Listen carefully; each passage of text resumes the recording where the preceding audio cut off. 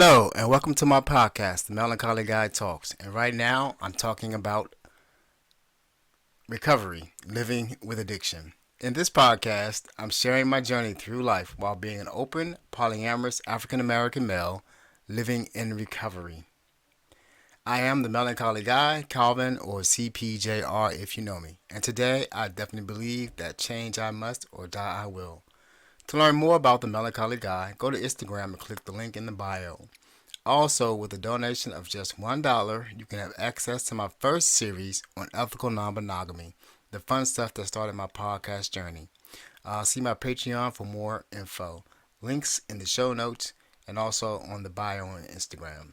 So let's talk. Today's date is 4/5/2020, and it's been 78 days since I felt the need to pick up my drug of choice. Today's episode is What's Next? Gratitude, episode 53. Hold on one second, sorry. For the remainder of for the remainder of April, and probably until some parts of May, I will have a weekly topic, and that will be aired in 15-minute increments. One released on Sunday, and the second half released on Thursday. So to be sure to tune in for both.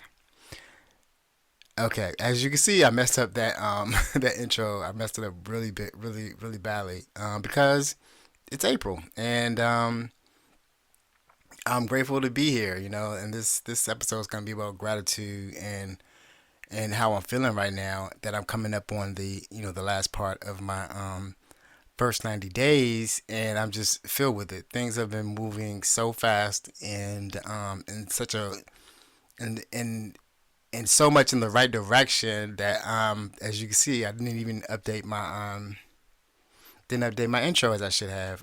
But so basically, happy April. We're still in the middle of a coronavirus pandemic, and everything is still shut down. Everything still looks bleak, grim, and scary. And surprising to me, this is when I decided to tackle recovery in a real serious way. So it's sort of like a mixed blessing to me that I'm actually like in a good place, I guess, and in a bad place at the same time, I guess.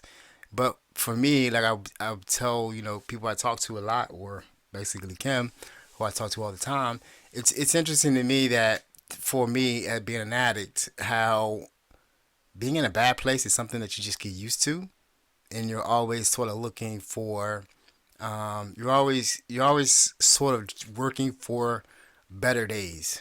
So right now, for me, like I know we're in the middle of it, and it seems dark, and it seems like scary as hell, and everything like that. But for me, in my lifetime, it's always gotten better as long as I just do the next right thing. So it seems like if we all can come together as a people, as a nation, as a world, and do the next right thing, guess what? This will all become better, and I think that's one thing I'm hope that we get out of this whole situation is that you know I know everybody has their differences as groups, but um, something that you learn as an addict and being an NA, it's like you have to the group of NA, us group as addicts working together towards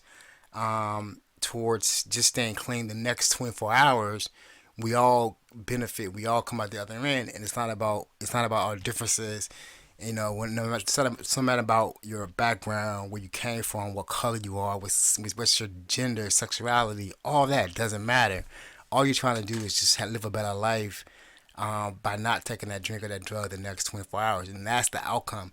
And I think that if we as a people, globally, can just, what I'm saying, like work together to live, just live. At this point, just live.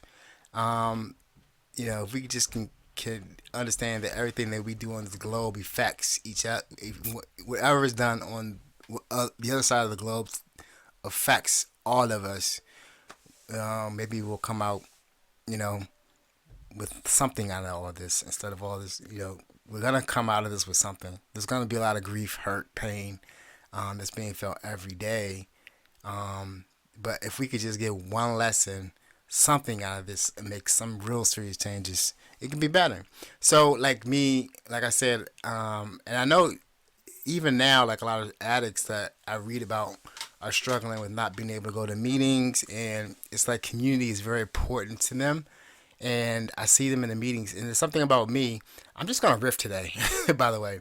Um, I decided that I need some time to just talk and not try and follow a format as much as I have been.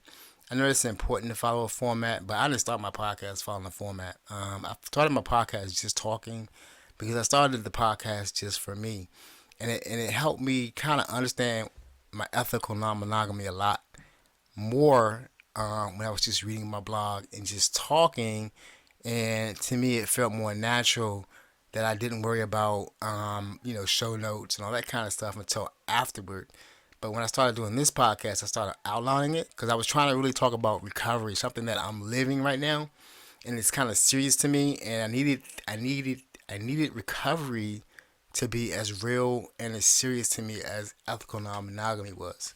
So that's why I started talking about. Sorry. That's why I started talking about recovery in the way that I did because I just needed this forum um, to just talk and flow. But because I was outlining it in such a way, it was it wasn't giving me enough space just to talk about things that were on my mind, right? So I still do want to kind of follow the format a little bit, and I know I was talking about something, but I want to finish up, the first 90 days, and where I am right now. It's like I'm just like full of gratitude and just hope for the future because of just just the small changes that I've made in my life over the last 78 days have been so fruitful, right? Just just setting my intentions, just putting recovery first, just trying to do things differently has like turned the ship into a direction that I'm hoping is going to take me on home. And every day I get up and look at bad news about what's going on with the pandemic, and then I look at where my life is right now, and I can't help but feel hope.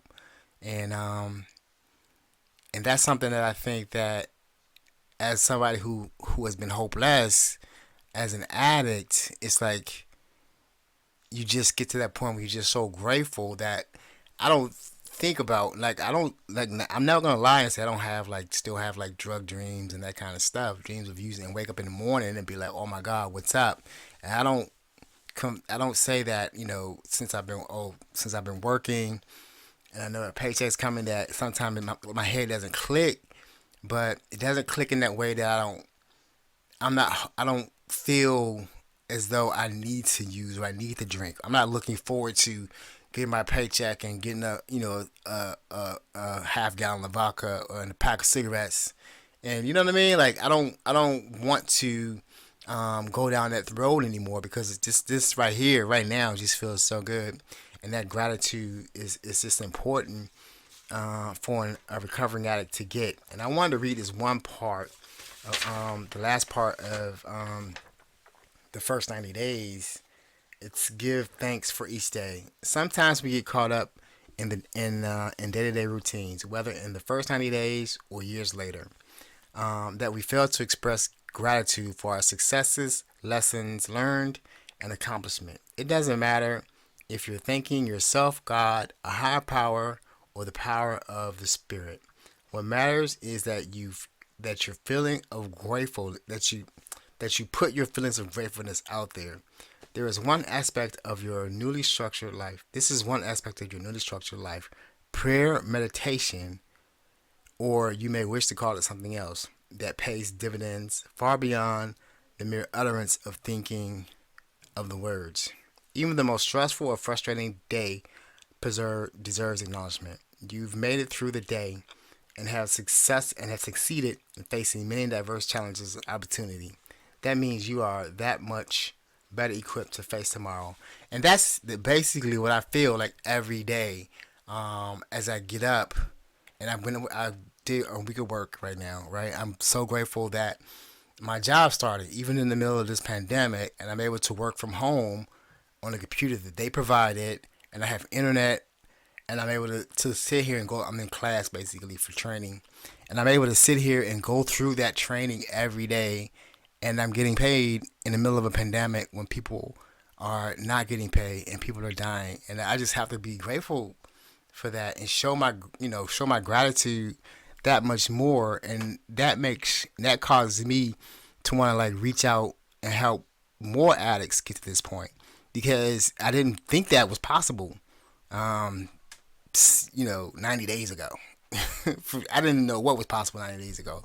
I was lost, afraid, and scared that I didn't know what was possible just 90 days ago.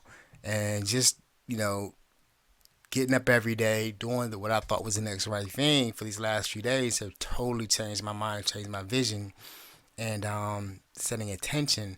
And I'm going to continue this in a few. But first, I want to, just as I do in all my segments and parts, I want to just have one moment for the still suffering addict. And there's a lot right now. I don't know if you've read anything about what's happening right now, but alcohol consumption is up 55% in this time of pandemic. And I don't fault anyone for drinking or doing whatever you have to do to make it through each day. But I think it's just, you know, there's a lot of, there are no meetings, no physical meetings right now. Everything's online. Some people don't have internet. They can't get online to get to a meeting or an online meeting. So there's a lot of people that's going to be suffering so much because the system is not set up to take care of the least of us. You know what I mean? So I need to take a moment for the still suffering addict and just, if you're listening to this or hear this message, there is hope.